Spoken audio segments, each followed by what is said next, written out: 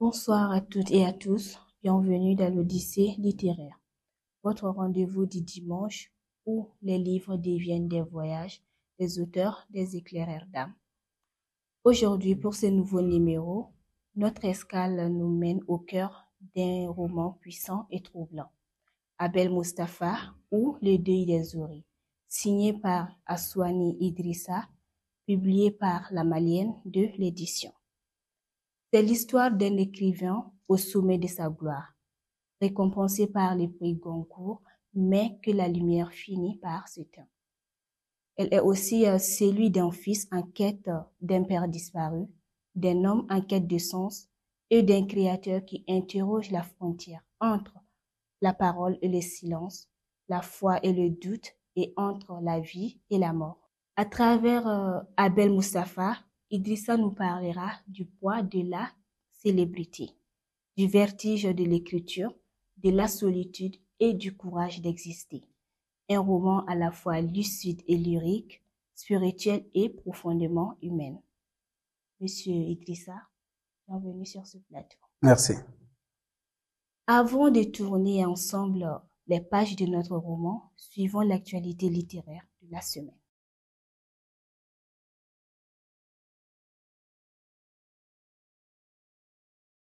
Les éditions Koumbi Salé lancent un appel de manuscrits pour leur collection Livres Prestige dans le cadre du programme Édition en Traite. 5 manuscrits seront sélectionnés pour publication. Les candidatures sont ouvertes jusqu'au 30 octobre 2025 à l'adresse édition-manuscrit@gmail.com. Et la Malienne de l'édition a dévoilé les résultats du prix littéraire Plume d'Or de la Poésie 2025. Le grand prix revient à Matene Niambélé pour son recueil Mal de mer. Sont également primés Bourama Diallo, Kandia Yebedje et Idrissa Djibril Saounera, notre invité ici présent. Une belle moisson poétique qui confirme la vitalité et la diversité de la création au Mali. Et justement, en parlant des créations littéraires et des voix qui portent, M. Saounera en est une les plus singulières. Avec lui, la voix qui marque un espace de mémoire et de résistance. M. Saounera, qui est Abel Mustapha? Est-il un personnage inventé ou une projection de l'auteur lui-même? Merci beaucoup. Je suis vraiment ravi d'être sur ces plateaux. Merci infiniment. Abel Mustapha, je peux dire, il est l'incarnation de ma propre personne. Il est l'incarnation de Idrissa dans un futur très proche. Je me suis mis dans le corps de Abel Mustapha pour, euh, pour décrire mes envies, pour décrire ma passion, mon rêve d'écrivain, mon rêve de décrocher un jour des prix littéraires. Voilà, Abel Mustapha, je peux dire, il est l'incarnation de ma propre personne, de ma personne dans un futur très proche. On a remarqué quelque part dans votre livre 2 mots qui parlent d'absence et de promesses.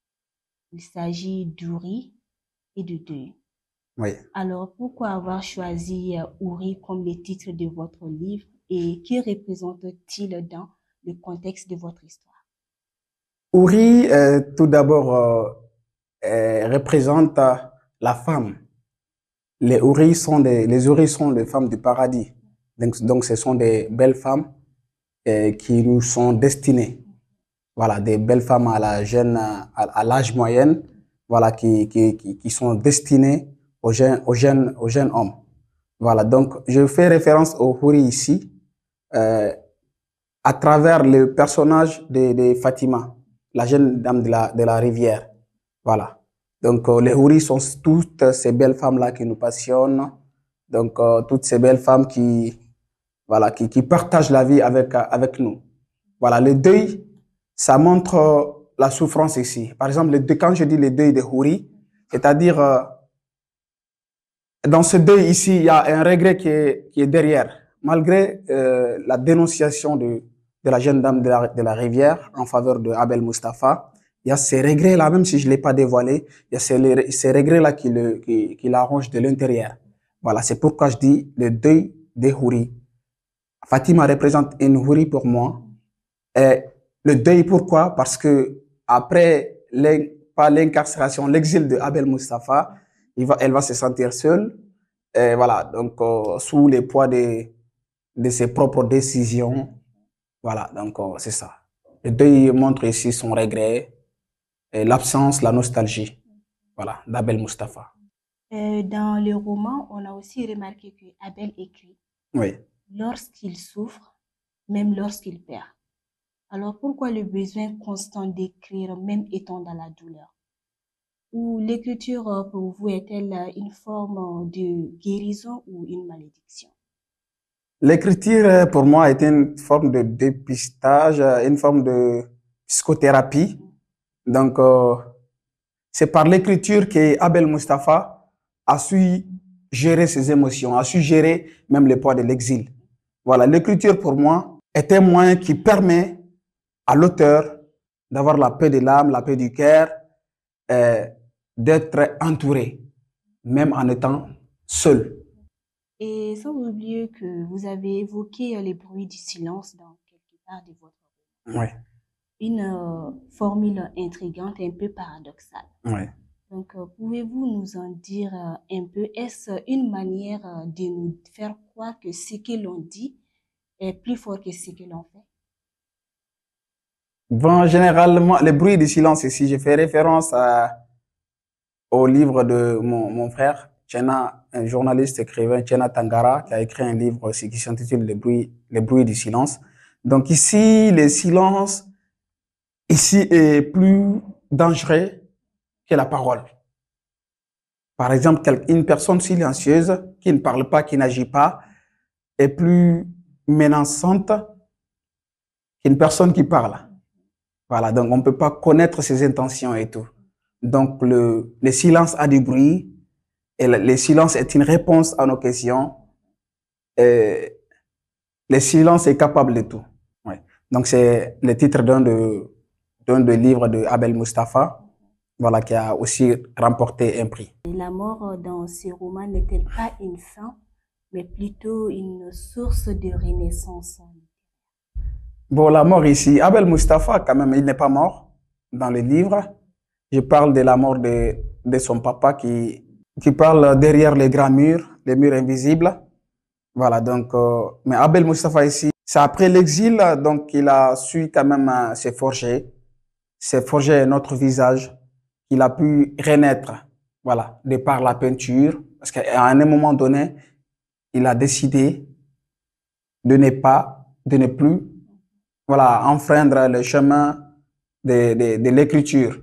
Mais après, il a lancé un appel en disant qu'il restera au périple de sa vie la voix de sans voix.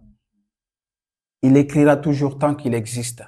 Donc l'écriture est toujours, tant que dans le monde les injustices existent, tant qu'il y a des misérables qui souffrent, Abel Mustapha continuera à écrire. Voilà, et il va renaître avec la jeune dame de la rivière. Il va renaître. Dans les derniers chapitres D, les temps changent. Oui. Censure, exil, persécution. Abel découvre que la liberté d'écrire a un prix. Oui. Quelle est votre propre vision de la liberté d'expression dans les sociétés africaines aujourd'hui? La liberté d'expression. En tout cas, c'est la liberté d'expression, la liberté de la parole, la liberté de divertir. C'est quand même très bon, c'est capital. Voilà, donc c'est capital dans toute société. Et cette liberté d'expression, cette liberté de vie, voilà, donc revient, c'est-à-dire dans cet instrument qu'on appelle la démocratie. Donc c'est à travers la démocratie, nous avons cette liberté de nous exprimer. Nous avons cette liberté d'être la voix des sans-voix, d'être une pluie salvatrice, d'être une pluie salvatrice pour des contrées, voilà, qui souffrent de sécheresse. C'est-à-dire comme par exemple le Mali, là où nous sommes, la liberté d'expression n'existe plus, je peux dire. Voilà, donc les gens préfèrent le silence que d'exposer leurs avis qui peuvent les attraper après. Voilà, pour moi, quand même, la liberté d'expression est capitale pour toute société, voilà, qui veut aller de l'avant. Pour toute cette société qui veut quand même profiter de l'écoute des uns et des autres. Voilà, donc l'être humain n'est rien, on se complète. Nous sommes complémentaires, donc il faudra s'écouter, il faudra donner libre cours aux gens de s'exprimer, d'écrire et tout. Les gens n'ont pas la même manière d'exprimer. Il y a ces personnes qui s'inspirent de la musique, qui se servent de la musique, d'autres du slam, d'autres de l'écriture, et d'autres aussi qui sont même des paroliers, voilà, qui parlent. Donc il faudra leur donner quand même la voix pour exprimer leurs désirs, leurs aspirations, leurs propositions. C'est très important. Et comment l'exil géographique ou intérieur transforme-t-il l'écrivain à son rapport?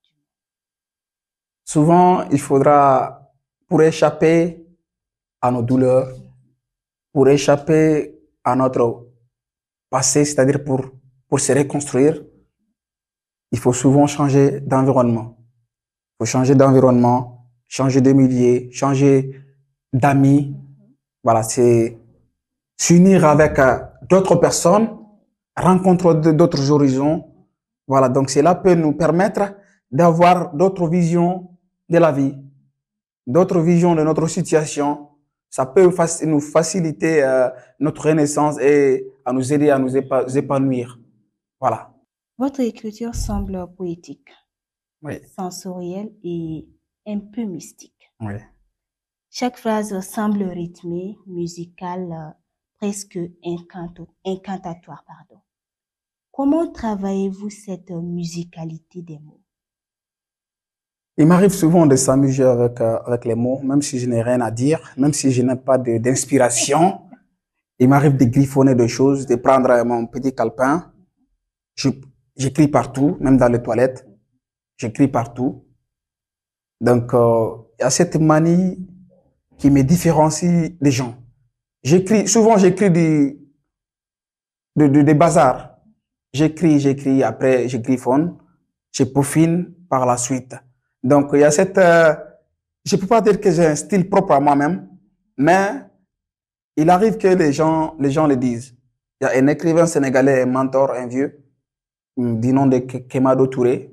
Il est de la soixantaine, si je ne me trompe pas. C'est un grand écrivain. Donc, qui me félicite toujours d'avoir un style pas comme les autres. Voilà. Donc, j'ai cette manie, voilà, à me différencier des gens, à parler comme je veux. C'est-à-dire à raccourcir les histoires comme je veux, à débarquer avec des histoires comme je veux, à les couper, c'est pas si vous comprenez. Donc, c'est un style propre à moi-même. Mettre de la musicalité, équilibrer les choses, mettre de l'harmonie. Donc, c'est ça. Mais pourquoi ne pas se focaliser sur une seule écriture, que ce soit peut-être musicale, ou bien se baser sur l'écriture qui est un peu mystique, qui parle des mystiques, ou bien poétique, mais pourquoi tant de mélange? Il y a trop de mélange dans mes écrits. Je ne peux pas écrire même un poème d'amour sans mettre un peu de mystique dedans, sans mettre un peu de spiritualité dedans. Donc, tous mes écrits sont quand même couronnés c'est hétérogène. Voilà. Donc, si tu vois dans mes livres, même, j'ai récemment publié en 2023 un livre, Une quête prométhéenne. Quelqu'un m'a demandé, mais ça, c'est quel genre de livre ça? J'ai dit, c'est un roman documentaire. C'est un roman documentaire. Il y a tout dedans. Il y a du journal intime, il y a le quotidien, il y a de la poésie. Donc, et même quand j'écris des histoires ou des poèmes, je ne peux pas m'empêcher de mettre ces côtés mystiques là, ces côtés spirituels ce côté spirituel et poétique à moi. C'est inévitable. D'accord. Donc, Ouais. il faut forcément que vous incluiez Oui, ces différentes parties-là effectivement. dans Il y a votre cette chaleur-là qui se dégage en moi. Bon, je peux pas quand même me vanter, Oui. mais cette chaleur spirituelle qui se dégage en moi que lorsque je suis en train d'écrire, je ne peux pas m'empêcher de prononcer les mots Dieu ou les mots au-delà, paradis, voilà, des trucs comme ça. Mais quelle place occupe ce que vous appelez vous-même les réalismes spirituels dans votre manière d'écrire? Bon, je peux dire qu'on ne peut pas se passer de ça. On a quand même, l'être humain a besoin de cette compagnie divine. Voilà, donc c'est toujours une manière, c'est-à-dire d'être sauvé d'après nos frères, d'avoir la vie éternelle. Pour avoir la vie éternelle, pour ne pas vivre pour rien, pour ne pas vivre vainement dans ce monde, il faut quand même se forger de foi. Il faut forger son côté spirituel. Il faut être un dévot. Voilà, il faut être un dévot. Malgré tout ce qu'on fait, dans tout ce qu'on fait dans la vie, il faut avoir Dieu dedans. Voilà, sinon, si on ne parvient pas à s'épanouir dans ce monde, à réaliser nos rêves, malgré nos efforts, et c'est-à-dire si on parvient, on vit notre vie dans ce monde-là, à, à, à nous battre à lutter pour nos rêves, et que ces rêves-là ne sont pas réalisés, ça peut paraître flou. Derrière l'autre mur, on peut ne pas gagner la vie éternelle. On peut ne pas rencontrer notre Seigneur plein de miséricorde en notre faveur. Voilà, donc il faut générer foi, patience et travail pour réussir dans cette vie et dans l'autre. Ouais. Revenons un peu sur la question passée. Vous avez dit que les créateurs qui interrogent la frontière entre la parole et le silence, etc. C'est qui ces créateurs? Les créateurs qui interrogent Oui, la frontière. entre la parole et le silence, la foi et les doutes, et entre la vie et la mort. Donc, c'est qui ces créateurs? Est-il un être humain ou bien...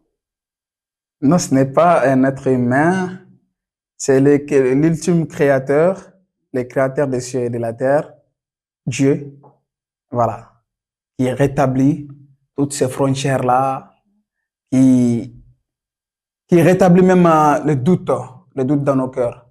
Voilà, le doute qui est une finalité pour la foi.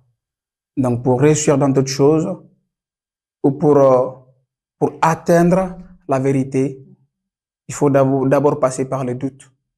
Comme on dit, le doute cartésien, qui mène à l'existentialisme, qui mène à la reconnaissance du Créateur.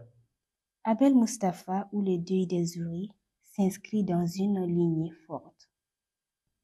Vous sentez-vous proche d'auteurs comme Kamel Daoud, Soni Labou Tansi ou même Amadou Kourouma, qui ont chacun à leur manière interrogé la responsabilité de l'écrivain face à son époque? Oui, je peux dire à coup sûr que j'incarne leur valeur à moi. Je suis quand même avant tout, si je peux me permettre, un auteur classique. C'est-à-dire, j'ai lu beaucoup plus les classiques que les romans africains. J'ai lu les romans africains très bien. Et, par exemple, l'écrivain comme Amadou Kourouma, c'est un écrivain qui m'a beaucoup marqué quand j'étais au lycée, en 2012, si je ne me trompe pas, à la découverte de son roman Allah n'est pas obligé. Donc, je peux dire que je suis à leur image. Voilà, je suis à la fois cet auteur engagé, je suis les pas de Yambo Olegem, voilà, qui n'a pas toujours été d'accord avec ses frères. Avec ses frères, était la négritude. Voilà, il était toujours dans son petit coin à dénoncer le tard de l'Afrique, a dénoncé le mal de l'Afrique en faveur contre son fils africain. Voilà, donc, ce qui a généré ces malentendus avec ses autres frères comme les Senghor, les Césaire et consorts. Voilà, moi, je suis l'incarnation de c'est-à-dire, dans ce livre-là, c'est un coup d'œil à Yambo Wologuem. Je fais une dédicace spéciale à Kamel Daoud parce que je me suis inspiré de son livre La Houri. Voilà, mais c'est aussi une ouverture d'esprit, un clin d'œil à Kamel Daoud, à Yambo Wologuem, à Tessé Eliman, c'est le personnage mythique de Mohamed Mbougar Sarr. Voilà, donc ce sont des écrivains là qui me passionnent beaucoup, dont je m'inspire. Voilà. Qui continue toujours à vous inspirer. Voilà, qui continue à m'inspirer. Voilà. Oui. Merci infiniment, monsieur, pour ces riches réponses. Et j'espère que nos chers internautes qui nous suivent actuellement ont pu capter le nécessaire de cette chaleureuse réponse qui a été donnée par notre invité, monsieur Saonera. Alors, chaque écrivain voyage à travers deux voies. Dans cette rubrique Coupe de cœur, nous aimons savoir quelle lecture ou ont façonné nos invités. Alors, monsieur Idrissa Saonera, quel est votre coup de cœur littéraire? Un roman, une œuvre qui vous a marqué durant votre parcours et qui continue toujours de vous marquer? Une œuvre qui m'a beaucoup plus marqué, une œuvre qui me revient toujours à l'esprit, dont le personnage principal me revient toujours à l'esprit. C'était une lecture qui remonte à l'année 2014. Un roman de Paul Fournel. Je crois que c'est un écrivain français. Ce roman intitulé Chamboula. Chamboula m'a beaucoup plus marqué et m'a donné le goût de l'écriture. Voilà, m'a permis d'écrire mes premiers récits. Voilà, donc après ça, c'est Mohamed Mbougar Sarr avec son livre La plus secrète mémoire des hommes m'a beaucoup marqué aussi. Voilà. Un véritable héritage que nous conseillons vivement à nos chers publics. Avant de refermer ces beaux voyages, monsieur Saonera, quel dernier mot souhaiteriez-vous adresser à nos chers publics qui vous suivent actuellement, comme Abel rêve d'écrire pour comprendre le monde? Ouais. En tout cas, l'appel que je lance à mes frères et à mes sœurs, c'est d'être résilient, c'est de travailler la patience, de travailler la patience, d'avoir la foi, d'aimer tout ce qu'ils font. Voilà, la vie, pour réussir dans la vie et pour réussir dans tout ce qu'on fait dans la vie, dans tout ce que nous entreprenons, donc il faut avoir la vocation. Il faut avoir l'amour de la chose. Il faut avoir la patience, la foi. Ainsi, la réussite peut nous sourire. Voilà. Donc, il faut être résilient dans n'importe quelle situation. Il faut faire confiance en soi, en tout ce qu'on fait. Voilà. Il faut s'entourer aussi des personnes qui ont la même vision que nous, les personnes qui nous aident à avancer. Il faut surtout valoriser ces projets en ne les dévoilant qu'aux personnes qui sont dans la même lancée que nous, qu'aux personnes qui sont capables, qui sont aptes à nous soutenir. Pas aux personnes qui, à la minute, nous découragent, comment dire là, voilà, face à toutes nos aspirations. Donc, le dernier mot, il faut être résilient, patient et il faut garder la foi pour réussir dans la vie. Ouais. D'accord. Chers auditeurs, notre émission touche à sa fin. Avec Assoane Idrissa, nous avons découvert qu'écrire, c'est parfois affronter la perte, la foi, les doutes, mais aussi apprendre à se relever. Abel Mustapha ou Le deuil des oreilles est un roman d'introspection et de transmission, une méditation sur la gloire, la mémoire et la vérité. Merci également, chers auditeurs, de nous avoir suivis. Je vous donne rendez-vous le dimanche prochain pour un nouveau numéro, toujours sur Modèle TV, la télé web qui vous cultive. À très bientôt.